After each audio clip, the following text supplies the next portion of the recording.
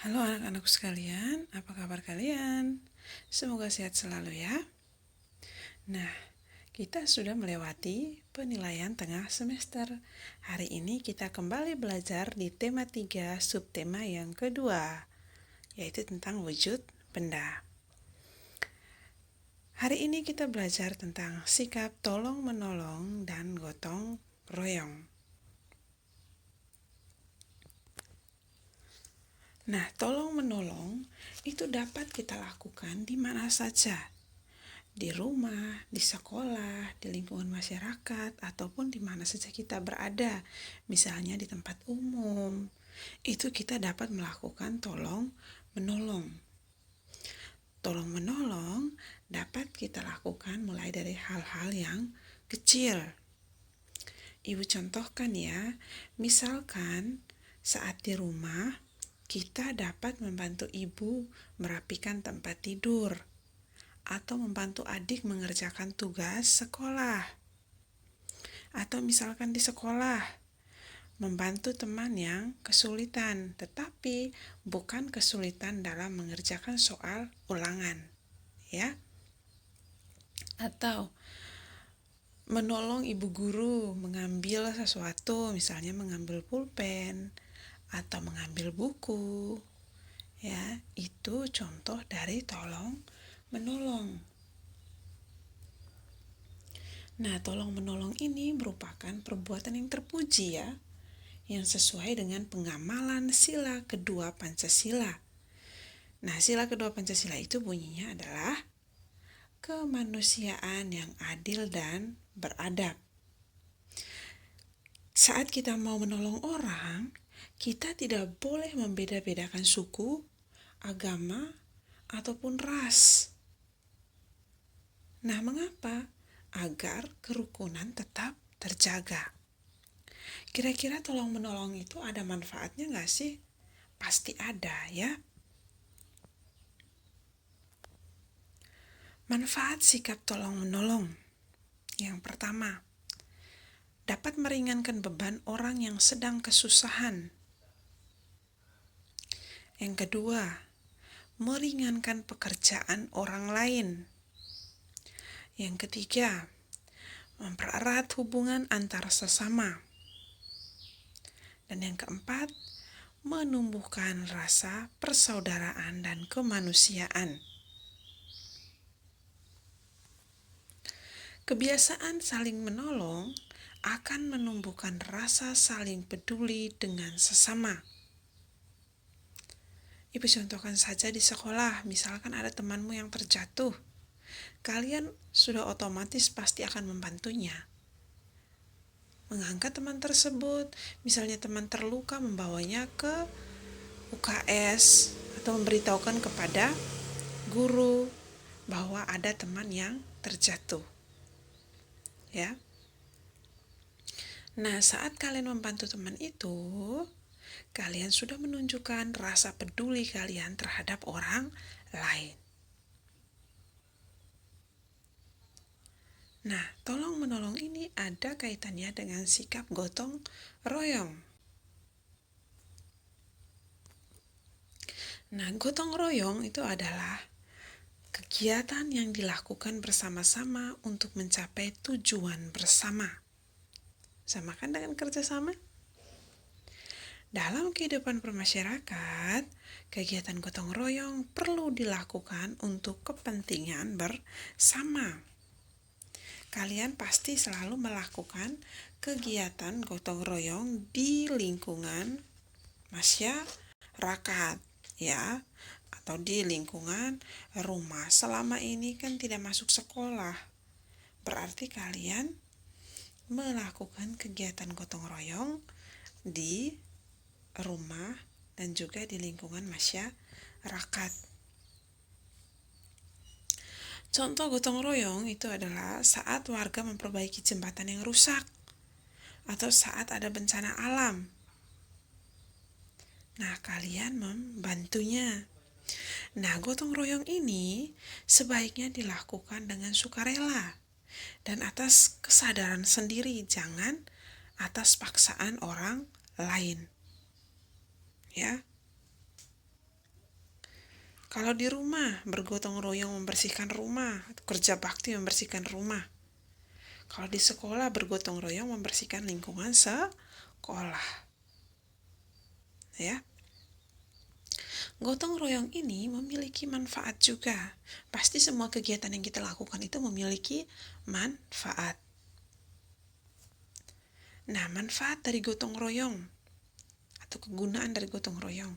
Yang pertama, menumbuhkan sikap tolong-menolong kepada sesama. Yang kedua, menumbuhkan sikap tanggung jawab. Yang ketiga, menumbuhkan sikap peduli terhadap sesama.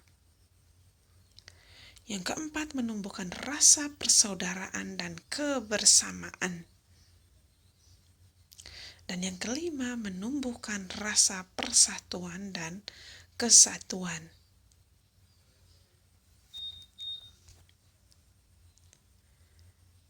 Arti penting gotong royong. Nah, kegiatan gotong royong ini perlu dilakukan untuk kepentingan bersama. Misalnya kalian bergotong royong membersihkan lingkungan sekolah. Nah, yang merasakan dari sekolah yang bersih adalah semua warga sekolah. Itu kepentingan bersama ya, bukan kepentingan diri sendiri. Yang kedua, dengan bergotong royong warga memiliki tanggung jawab bersama. Ya, misalnya kalian bergotong royong di sekolah, nah itu semua warga sekolah ya memiliki tanggung jawab bersama untuk membersihkan lingkungan sekolah tersebut. Yang ketiga, kebersamaan dan keakraban antar warga akan terwujud.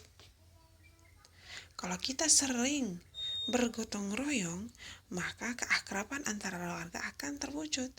Ya, kita akan akrab dengan orang-orang yang ada di sekitar kita. Kalau kita tidak mau bergaul, ya pasti kita tidak akan akrab atau dekat dengan orang-orang yang ada di sekitar kita.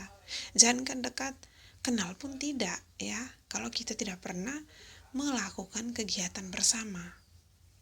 Ya. Nah, kalian lihat gambar ini. Apakah manfaat melakukan kegiatan berikut? Apa manfaatnya? Banyak ya manfaatnya. Lingkungan menjadi bersih, menumbuhkan rasa persaudaraan, ya, pekerjaan menjadi cepat selesai juga. Nah, di sini juga kita belajar tentang arti penting hidup sederhana. Sikap hidup sederhana merupakan pilihan gaya hidup yang baik. Hidup sederhana artinya hidup sesuai kebutuhan dan tidak berlebih-lebihan. Contohnya, orang tua kita tidak mampu untuk membelikan sesuatu. Jangan kita paksakan supaya bisa sama dengan anak orang lain yang orang kaya. Kita mau hidup yang mewah, tetapi orang tua kita tidak mampu. Kita memaksakan orang tua kita untuk membeli sesuatu yang sebenarnya orang tua kita tidak mampu membeli. Ya. Nah, berarti itu sudah tidak termasuk dalam hidup sederhana. Kalau hidup sederhana berarti hidup apa adanya, apa yang ada. Ya. Tidak memaksakan orang tua atau tidak memaksakan diri sendiri untuk tampil sama dengan orang lain padahal sebenarnya hidupnya susah, ya. Ini lebih kepada gaya hidup. Nah, gaya hidup sederhana itu cerminan dari sikap rendah hati, tidak sombong, dan sikap peduli terhadap sesama.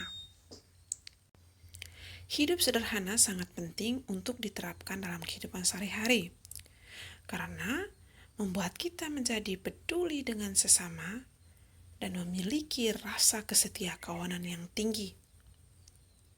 Orang yang hidupnya sederhana akan mendahulukan kebutuhan daripada keinginan. Ibu beri satu contoh ya, misalkan yang mendahulukan kebutuhan daripada keinginan. Misalkan,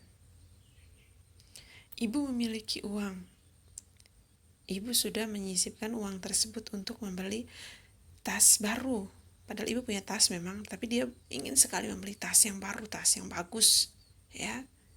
Nah, saat dia akan membeli tas tersebut, ternyata susu anaknya habis. Nah, ibu ini pasti berpikir dulu, saya mau membeli susu anak saya atau membeli tas yang saya inginkan. Kalau membeli tas, saya memang masih punya tas. Itu hanya keinginan saya. Sementara susu ini adalah kebutuhan anak saya. Kalau saya tidak membeli susunya, dia mau minum apa? Misalkan. Nah, ibu ini lebih memilih untuk membeli susu anaknya. Kebutuhan yang harus terpenuhi terlebih dahulu, bukan keinginan dia. Ya. Itu salah satu contoh, masih banyak contoh lainnya ya. Pelajaran kita hari ini sampai di sini. Ibu harap apa yang kita pelajari bersama dapat kalian pahami dan dapat juga kalian terapkan di rumah. Ya. Setelah ini kalian akan diberikan tugas. Ya, sudah pasti 2 tugas ya. Ibu harap kalian mengerjakannya dan menyelesaikannya tepat waktu. Oke? Tetap bersemangat, Tuhan Yesus memberkati.